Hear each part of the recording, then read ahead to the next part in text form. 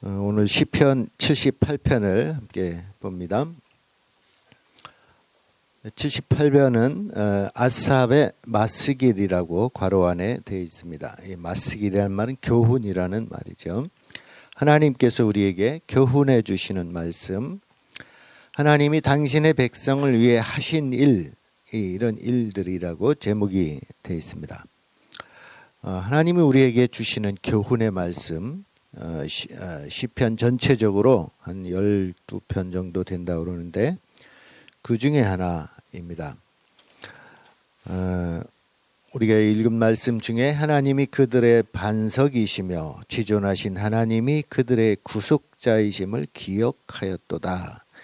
하나님이 그들 이스라엘 백성들의 반석이시고 또 하나님이 구속자이심을 그들이 기억해야 된다, 이렇게 말하고 있습니다.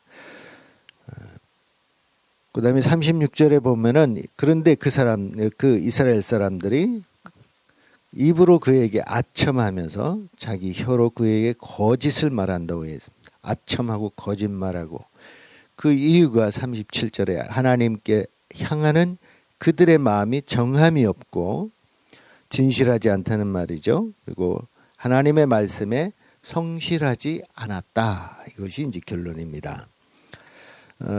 한마디로 말해서 열심히 하나님을 향한 열심이 사라졌다는 얘기입니다. 형식적인 교회 생활을 하고 있다는 말이죠. 요즘 우리 시대를 반영하는 말이라고 할 수가 있겠습니다. 형식적으로 우리 한국 교회 교인이 1000만이 넘는다고 하는데 어떤 지난해 통계는 700만으로 떨어졌다고 그렇게 말을 합니다. 근데 그 중에 얼마나 진실한 교인들이 많을까 우리가 한번 생각해 볼 필요가 있지 않나 생각합니다. 우리나라가 정말 이렇게 의논이 이렇게 의견들이 분분하고 둘로 갈라져서 서로 자기들의 주장이 옳다고 서로 상대방이 잘못됐다고 이렇게 비판하면서 서로 이렇게 모임을 합니다. 근데 하나님을 향해서는 얼마나 열심히 있을까? 정말 하나님의 의인들이 그렇게 많이 있다면 700만이나 넘는다면 하나님이 이 나라를 가만두시지는 않을 것이라 이 말입니다. 그래서 우리가 얼마나 하나님 앞에 성실한지 진실한지 한번 돌아볼 필요가 있습니다. 오늘 그 시간이 되기를 바랍니다. 1절에 보면은 내 백성이여 내 율법을 들으며 내 입의 말에 귀를 기울일지어다 그랬습니다. 귀를 기울이라고 그랬어요. 귀를 기울이는 말을 다른 말로 하면 내가 하는 말에 좀 집중해서 들으라는 말이죠. 집중해라. 그냥 건성으로 이렇게 듣지 말고 내가 지금부터 하나님의 말씀을 2절 보니까 비유로 말하고 또 감추어졌던 거 이런 역사적인 그런 교훈을 내가 뽑아내서 그 숨은 뜻을 밝혀줄 건데 나한테 좀 집중해서 들어라 이 말이죠. 우리가 하나님의 말씀에 집중해서 들을 필요가 있어요. 요새는 또 하나님의 음성을 직접 듣는다는 사람들이 많은데 직접 듣기보다는 직접 듣는 것도 중요하겠지만 그거보다는 왜 하나님이 나에게 말씀하시는 그 말씀, 전해져 온 말씀, 바로 성경 아닙니까? 그 성경이 66권이나 되는데 그 말씀을 제쳐놓고 그냥 기도하면서 하나님 나에게 말씀해 주세요. 그렇게 하지 말라는 얘기죠. 우리에게 주신 말씀이 있습니다. 우리에게 전해준 말씀이 있어요. 전해진 말씀. 그 말씀에 귀를 기울이라는 얘기입니다. 우리가 이미 들어서 아는 바고 조상들이 우리에게 전해준 그 말씀. 이를 그들의 자손에게 숨기지 아니하고 여호와의 명예와 그의 능력과 그의 행하신 기이한 사적들 그것들을 후대에 전하라는 얘기죠. 들은 것과 전하는 것. 내가 들은 말씀 전하는 것. 그것이 우리의 사명이라는 얘기예요. 들은 게 없으면 전할 것도 없겠죠. 그래서 우리가 말씀을 많이 들어야 되는 것이죠. 말씀을 듣고 그 말씀을 전하는 것, 그것이 우리의 사명이 되어야 합니다. 이게 교훈의 내용이죠. 왜 하나님은 전하라고 하시나? 왜 하나님은 증인이 되라고 하시는가 이 말입니다. 우리로 증인이 되게 하십니다.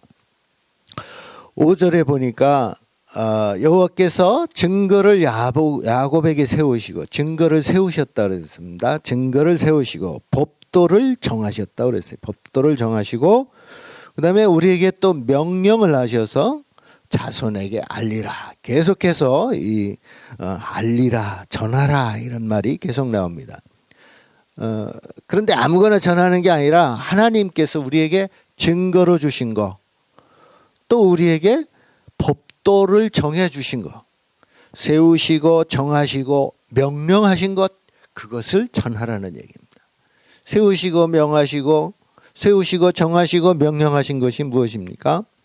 바로 하나님께서 우리에게 주신 말씀, 성경 말씀이죠. 우리에게는, 우리 요즘 세대는 참 하나님 섬기는 거 그렇게 어렵지 않습니다. 예전에는, 예수님 오시기 전에는 동물 피제사를 반드시 드려야 됐는데 지금은 예수님이 단번에 다 드려버리셨어요. 그래서 이제는 우리가 할 수 있는 일은 피제사, 그 역겨운 그 피냄새를 맡으면서 그 제사를 안 드려도 된단 말이죠. 우리는 하나님의 말씀, 성경 말씀만 열심히 보고 듣고 그 말씀만 전하면 되는 것이죠. 제가 있던 네팔에서는요, 아직도 피제사를 엄청나게 많이 드립니다. 해마다. 얼마 전에 덧사인이라는 10월 달에 아주 굉장히 큰 축제가 있었습니다. 열흘 동안이나 계속해서 매일매일 피제사를 드려요. 열흘 동안이 무슨 날이냐면은 처음에는 까마귀의 날, 까마귀를 섬기는 날이에요. 까마귀한테 모이를 줍니다. 까마귀가 엄청 많아요. 도시에도 있고 시골에도. 그 다음에 코끼리의 날, 원숭이의 날, 또 뭐 무슨 사자의 날, 또 소의 날, 말의 날, 이런 날이 국경일이에요. 얼마나 좋은지 몰라요. 제가 2년 동안 어느 학교를 다니는데 2년 동안 한 1년에 절반 이상이 공휴일이에요. 공부하기 참 편한 돈 내고 배우는데도 쉬는 날이 참 이렇게 반가운 그런데 그 눈에 보이는 움직이는 모든 것이 신이란 말이에요. 그 신한테 다 이제 제사를 드리는 거예요. 또 이제 이 움직이지 않는 그런 조금 요상하게 생긴 모든 것에 제사를 드립니다. 그래서 원숭이를 모형을 만들어 놓고 돌로 깎아 놓고 또 집을 짓다가 이렇게 터를 만들다가 거기서 뭐 뱀 구덩이가 나왔다. 그러면 그 집을 못 져요. 거기가 바로 템플이 됩니다. 거기다 신전을 세우고 구렁이가 나왔다 그래서 거기다가 또 이제 제사를 지냅니다. 하여튼 모든 만물이 다 신이에요. 신을 찾는 겁니다. 신을 찾으려고 애쓰는 거예요. 그렇게 막 찾다 보면 어떻게 하나님이 나오겠죠? 그래서 우리가 예수님을 전하면 그 사람들이 얼른 받아들여요. 아, 예수님이 신이구나 하고 받아들입니다. 그런데 자기들이 원래 믿던 신을 버리지를 못해요. 같이 믿는 거예요. 그 신방을 가가지고 그 사람들한테 이렇게 예수님을 믿으면 다른 신을 왜 이렇게 다 버려야 되는데 안 버리고 있느냐 그랬더니 내가 여태까지 많은 신을 태어나서부터 이렇게 섬겨왔는데 별로 그렇게 되는 일이 없었다. 그런데 예수님을 믿고 나니까 마음이 평안하고 얼마나 좋은지 모르겠다. 그런데 이 예수님만 믿을 게 아니라 다른 신도 같이 다 믿으면 얼마나 더 좋겠느냐 이 말이에요. 신을 하나 믿는 것보다 2개 믿는 게 더 낫지 않느냐 이 말이죠. 그래서 그 다음부터는 이제 다른 신은 신이 아니다, 버려야 된다 이런 말을 강조하게 되면은 이제 하나 둘 떨어져 나갑니다. 그래서 네팔에서는 선교사들이 선교 보고를 할 때 뭐 100명, 200명 막 이렇게 교인들이 몰려왔습니다. 신이 납니다. 이렇게 선교 보고를 할 때가 있어요. 그런데 얼마 지나지 않으면은 그것이 뭐 30명, 50명 이렇게 뚝 떨어지는 현상을 보게 됩니다. 그럼 난처하죠. 선교 보고도 해버렸는데 교인이 줄어서 다시 이제 그것을 또 극복하기 위해서 또 애를 많이 씁니다. 하여튼 그 열흘 동안 피제사를 드리는데 그때가 또 관광철이에요. 그러면 애국에서 오는 사람들은 또 그거 구경하느라고 또 막 이렇게. 근데 그 사람들은요, 신을 찾는 거예요. 바벨론의 문화가 거기까지 넘어왔다고 그렇게 얘기를 합니다. 그 사람들이 신을 찾고 있는데 전해줄 사람이 없으면, 예수님이 진짜 신이라는 걸 전해줄 사람이 없으면 전혀 만날 수가 없는 거죠. 찾고 있으니까 이거다 하고 이렇게 보여주면은 아주 쉬운데 그 일 할 사람이 없다는 것이죠. 6절에 보면은요, 이는 그들로 후대 곧 태어날 자손에게 이를 알게 하고 그들이 일어나 그들의 자손에게 일러서, 이렇게 해서 자손 대대에 전하라고 그랬습니다. 이것은 우리의 육신적인 자손뿐만 아니고, 여러분 태신자라는 거 있잖아요. 태신자는 뭐예요? 내 속에 품고 있는 신자 아니에요. 이 신자가 될 예비 신자, 예? 우리 가슴에 품고 있는 거예요. 품고 있다는 건 언젠가는 태어날 아기처럼 태어날 거잖아요. 태어나면 뭐예요? 자식이 되는 거잖아요. 태신자라고 그러죠. 쉬운 말로 오이코스. 예? 이것을 오이코스를 왜 우리 이 우산동에만 둬야 되느냐 이 말입니다. 전 세계에 하나님을 찾는 사람들이 얼마나 많은데 우리의 오이코스를 이제부터는 세계로 이렇게 넓혀가면 어떨까요? 예? 그러면 세계적인 하나님의 자녀가 되는 거 아니겠습니까? 이 동네에만 묶어두지 말고 내 오이코스는 국제적이야, 인터내셔널이야. 예? 그렇게 좀 이렇게 우리의 기도의 폭을 넓히고 오이코스의 폭을 넓혀가는 그런 작업이 우리 기도 가운데 있어야 되지 않을까 이 말이죠. 더불어서 조금 저보다 나이가 젊으신 분들은 한번 몸으로 한번 세계적으로 나가보실 수 있는 그런 기회가 됐으면 좋겠어요. 예수님을 믿고 하나님의 자녀가 될 모든 민족, 모든 사람, 모든 민족, 우리의 소망, 기대하는 건 뭡니까? 예수님이 다시 와서 우리의 대장이 되시고 우리의 통치자가 되시는 것. 예수님이 다시 오실 가능성 있습니까? 없습니까? 지금으로서는요, 저희가 볼 때는 아직도 좀 멀었다. 그렇게 생각이 되어져요. 왜냐하면 아직까지 하나님의 말씀을 들어야 할 백성들이 너무 많은 거예요. 근데 전혀 듣지 못하는 거죠. 우리나라는요, 예수를 안 믿어도 어저께 이렇게 딱 오는데도요, 저 청사교에서는 주보를 나눠주더라고요. 우리는 전도지를 이렇게 나눠주는데, 이렇게 전도하는 사람들이 많이 있습니다. 그래서 예수님을 믿든 안 믿든 복음을 듣게 돼요. 들을 기회는 많이 있습니다. 지나가는 사람들한테 좀 가다 보니까 이렇게 많이 이렇게 버리긴 해요. 버려서 그래서 또 가면서 이제 주소다 또 다른 사람한테 주고 그러면은 되는데 어쨌거나 이렇게 한번 본단 말이에요. 하나님이 계시라는 거구나. 계시다는 것을 알아요. 안 믿을 뿐이죠. 우리나라는 대부분 그렇게 복음을 접할 기회가 많이 있습니다. 그런데 네팔 같은데, 오지 같은데, 중동 같은 데는요, 보스니아 같은 데, 동유럽 같은 데도요, 하나님을 만날 기회가 전혀 없는 사람들이 너무 많다는 것이죠. 그래서 우리 그들이 내가 내 가슴과 내 머리로 알고 있는 이 하나님을 내가 정해놓은 오이코스들에게 전해야 될 거 아니에요. 그래서 오이코스 한 서너 명 정해놓고 이렇게 기도하시는 분들이 우리는 많잖아요. 근데 거기에 추가해서 나는 네팔의 한 민족을 품고 있어요. 네팔에는 40개 부족이 있어요. 조그만 나라인데. 그리고 언어가 100개가 넘어요. 언어가. 성경책이 30개 정도가 나왔습니다. 성경책이. 조그만 나라인데. 그 말은 무슨 말이냐면 계곡이 많잖아요. 히말라야 산맥. 그 계곡마다 이 계곡을 넘을 때마다 말이 다른 거예요. 풍습이 다르고 문화가 다른 거예요. 오늘 우리 장례 예배 갑니다면 장례 문화도 엄청나게 달라요. 다른 게 많아요. 어저께 들으니까 윤홍장 집사님 얘기 들으니까 뭐 어느 데는 화장을 안 하면 못 하는 그런 동네가 있다고 그러대요. 이 장의차를 못 가게 한대요. 마을 입구에서. 화장 안 한 거는. 우리나라는 이제 좀 이렇게 바뀌는 것 같은데 네팔에는요 이 장례 문화가 참 뭐 끔찍한 장례 우리가 생각할 때 그런 거예요.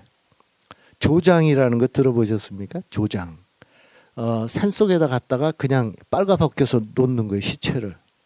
그러면 새들이 와서 얼마나 빨리 뜯어 먹는가.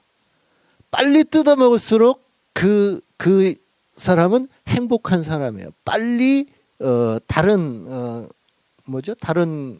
인생을 다시 시작하는 거예요. 환생을 한다는 거 그렇게 믿는 거죠. 또 어떤 부족은 이렇게 장례를 지나면 앉아서 이렇게 시신을 앉혀놓고 한 며칠 동안 이렇게 장례를 지냅니다. 그러고 나서 묻을 때도 앉은 그 상태로 이렇게 올방지 책상다리 하고 앉은 채로 시신을 묻어요. 머리만 내놓고 그리고 이제 거기서 제사를 드리고 그다음에 이렇게 딱 덮어버립니다. 그거 보면은 정말 한번 이렇게 본 적이 있는데 얼마나 이렇게 섬뜩한지 몰라요. 그냥 그 시신 머리만 이렇게 내놓고 장례를 드리니까 하여튼 별 문화가 다 있잖아요.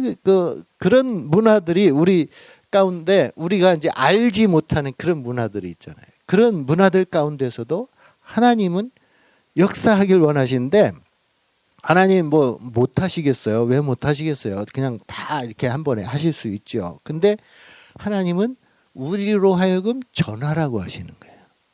우리가 일할 기회를 주시는 거예요. 우리가 일할 수 있는 기회.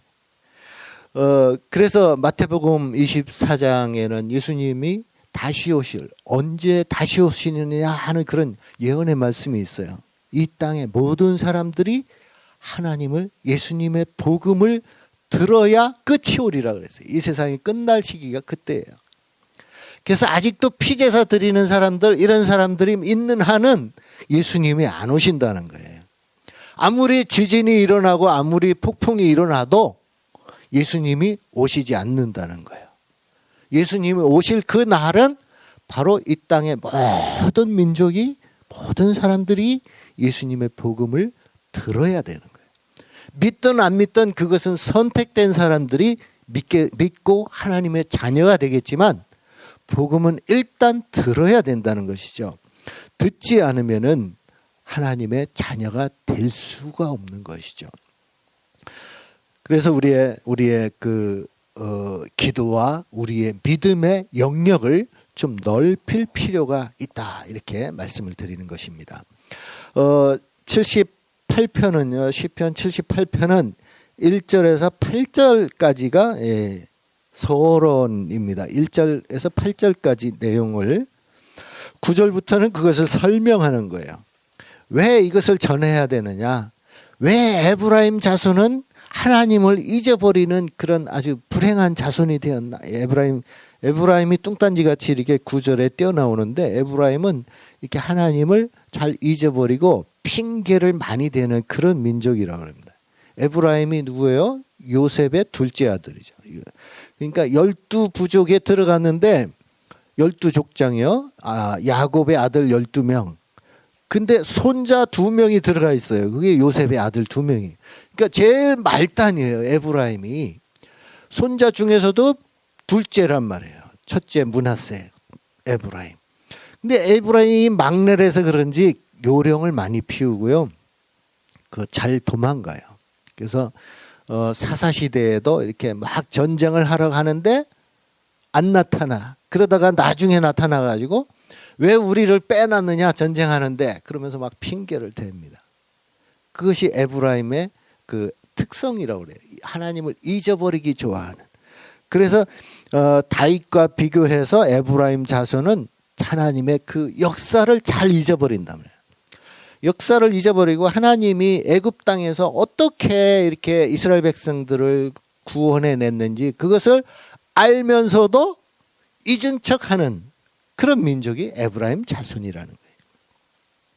그런데 하나님은 우리에게 아까 35절에 말씀하신 대로 하나님이 우리의 반석이시고 우리의 구속자이심을 우리가 기억해야 되는데, 하나님이 그런 일을 이 땅에 베푸르셨다는 것을 온 세상이 알 수 있도록 하나님께 온 세상이 소망을 두고, 모든 민족이 하나님께 소망을 두고 패역한 세대와 같이 되지 않도록, 우리의 그 이스라엘의 범죄한 이스라엘 민족처럼 되지 않도록 우리가 그 길을 막아서는 그런 용맹한 용기 있는 하나님의 전달자, 하나님의 증인들, 그 증인이 바로 우리가 돼야 되지 않겠나 하는 말씀이 오늘의 마스길이 아닌가 그렇게 생각합니다. 마스길, 교훈이라고 그러죠.